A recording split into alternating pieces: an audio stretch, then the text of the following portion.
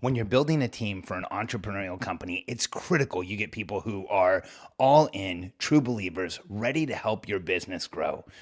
Now, there's one place you have to be careful because if someone has too much experience at the wrong type of company, it can make it very difficult for them to be successful in your entrepreneurial business. There's a scenario I have watched play out altogether too often in entrepreneurial companies. In fact, I personally have been in the middle of this very challenge in a company that I was involved in when I was in my 20s. It's where entrepreneurial businesses grow to a point where they get excited and they're growing and they have volume, and then they go out and start recruiting and they feel like they've hit the jackpot when they get somebody from a big name Fortune 500 or Global 100 company, and they feel like that's going to solve their issues. It sounds something like, oh, we've been growing, we're finally at 6 million and we've recruited a senior VP from Procter & Gamble or Gillette or Microsoft or some other large corporation, and we can't wait to have them on board and see all the changes they're going to make. Well, I was in that scenario in my 20s. I actually was part of a consultancy where my partner hired the author of Top Grading, Brad and Jeff Smart, actually the father-son team that authored Top Grading, and I can't remember the other books, but it's pretty much the Bible on recruiting top talent. And he hired them to conduct us or to come into the business that we were running together, analyze our company, and figure out what we really needed as far as people. And they did an analysis of the business, and here's what they determined. My partner didn't want to run the business. His name was Ken. He didn't want to run the business. And I was effectively running the business. They determined I didn't have enough experience. And so what their solution was is that Ken and I should go through an exhaustive search and hire a CEO that was going to come in and run the business for us. And I was the minority shareholder. Ken made the decision to go ahead and do it. We went out and we ran this exhaustive search and we hired someone that Ken was over the top excited about. It was one of the senior vice presidents at Microsoft in Latin America. So Microsoft Latin America, somebody who'd run a big part of the business for Microsoft. And he was coming into our business and he was going to take over and he was going to show us how to run it. And within about 1 minute, he and I clashed. Here's why.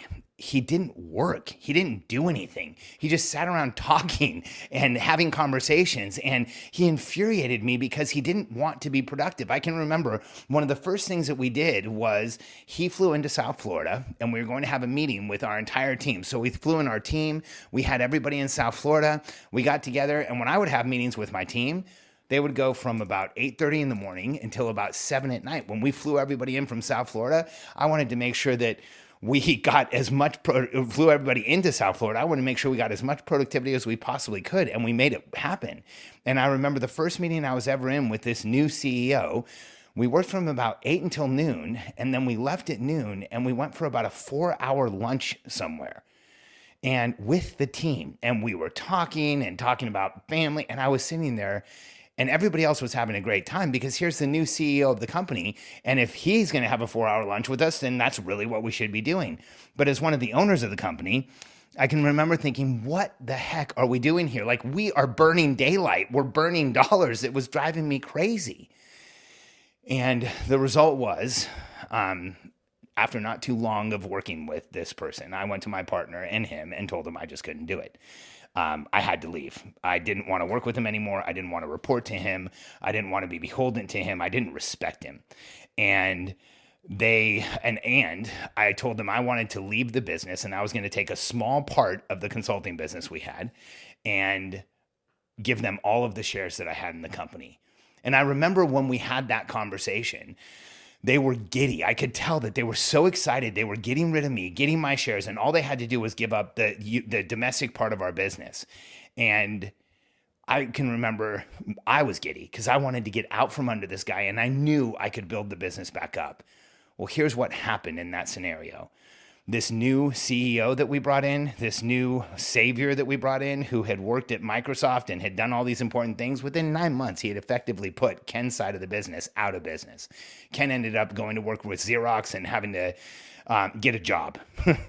And 9 months later, my business had grown exponentially. In fact, it had exploded and it went on to continue exploding. And we signed new lines and we got new manufacturers we were working with. And I built a team and I grew it like crazy. And I went all in. I obsessed over it. I didn't take any days off. I worked all the time because I'm an entrepreneur. That's how you do it when you have to do it. And the challenge with hiring somebody from corporate, the challenge with winning and getting the person from the big name company is this. In large corporate organizations, the average person only really works on productivity a few hours a week. I've read studies on it. I've read anywhere from 6 to 12 hours is what the average person in a corporate position is productive in an entire week. Can you imagine as an entrepreneur being productive 6 to 12 hours? I would have a heart attack. I wouldn't be able to deal with myself. I'd be frustrated with myself. I'd be upset every single morning and just like sideways. But when you look at large corporations, they actually train people not to be productive. There's so many meetings and interruptions and other things that they're doing and emails and being blind copied and doing stuff to CYA, cover your backside. And all of those things detract from being productive, but they help you survive in a corporate environment. And in a corporate environment, it's the impression of what you've done, not what you've really done a lot of the time that counts. So people in a corporate environment learn how to give the impression they're productive, how to, quote unquote, become more responsible for things, how to take on more responsibility. Because in a company, you want to have as much responsibility as you can with the lowest amount of work that you have to do. Because then if you have a lot of responsibility, they can't get rid of you. And if you're not doing that much work, then you're really winning. And so if you're hiring in your business, I want you to be careful because you might think you're winning when you hire the person from the large corporation. You might think you're winning when you get the person with the impressing sounding resume. But if you're hiring someone who's been in large corporations their whole career, there is going to be a monumental tectonic shift they have to make in order to survive in your entrepreneurial business. So when it comes to hiring in a small business, be careful. You want people who show a long track record, not just of success, but of productivity. When you talk to them and you interview, you want to hear that they are obsessed with what they do and that they work on it like crazy. You want to hire the people that when they get something wrong, it keeps them up at night. You want to hire the people that are so committed and have a chip on their shoulder because they want to show that they're capable and that they can accomplish and that they can achieve success. And oftentimes, you will not find that from the big name corporations. I went through that scenario when I was younger. And since then, I have watched dozens, maybe even more, of friends of mine, of clients of mine, of small businesses that I know, have the celebration and put out the press release for the person that they recruited from the major corporation, only to have weeks or maybe even months later have that person quietly leave the company in a termination because they can't believe how little the person actually does. So when you're recruiting, be careful. Sometimes the big corporate reputation isn't all it's cracked up to be. Find people who want to be productive. Find people who are excited about getting work done. Find people who have a chip on their shoulder and want to prove just how much they can do. And you'll have the people around you who you will trust because they will work as hard as you do. Be careful with big corporate. There's a lot of habits there that don't help in an entrepreneurial business. If you're ready to start building a team around the opportunity you've created, if you're ready to start really growing your business fast and experience the explosive exponential growth is potentially there, and take advantage of the opportunity you have, help more people and make an even bigger impact, do one thing right now. Go to billionairecode.com/apply.